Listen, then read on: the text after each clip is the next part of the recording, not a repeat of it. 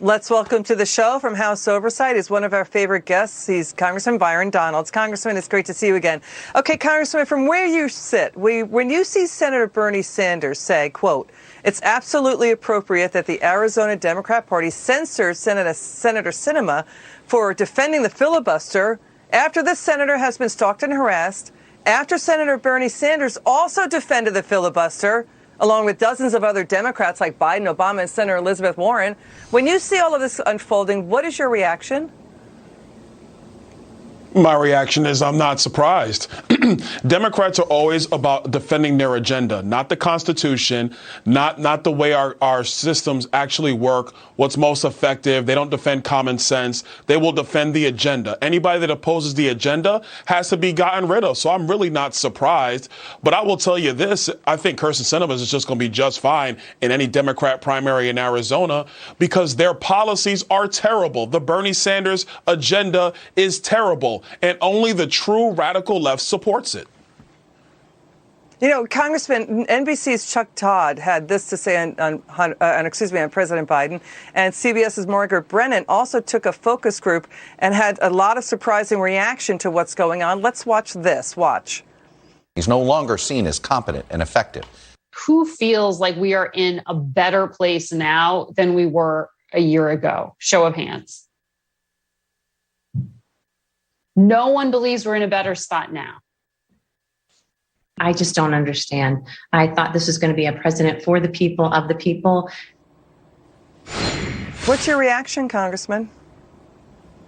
I mean, look, my reaction is just to smirk, but it's sad for the country, but I'm not surprised. Listen, America, I've been telling you now for months. Joe Biden is over his head. He doesn't know what he's doing. He is incompetent. And now the American people, even people who are moderates, Democrats, they know it as well.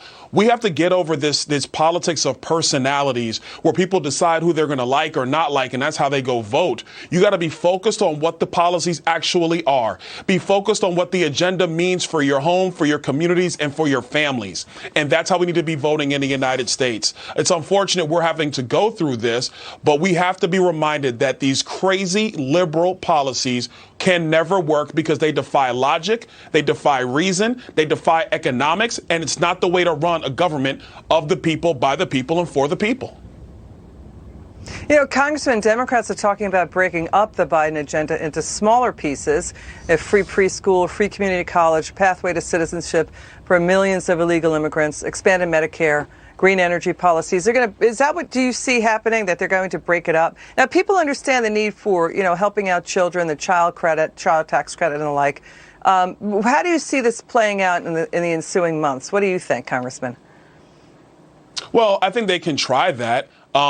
It won't pass the Senate because everybody needs to remember that Build Back Better was a budget reconciliation bill. It only needed 50 votes in the Senate. They're not there. They're definitely not going to find 10 Republicans to support these ideas. And so they can try, but it's not going to go anywhere. Listen, the Democrats do this all the time. They come out with these policies that sound good. And if you take them at face value or whatever they title the bill as, you might say, oh, that sounds like a good idea. But once you look under the hood, once you get into the details, it's actually bad for our country. You just talked about the child tax credit. Sounds good. We all want to help children.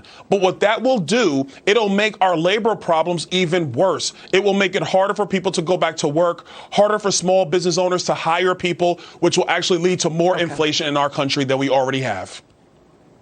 Congressman Donalds, thanks for joining us. Come back soon. Up next.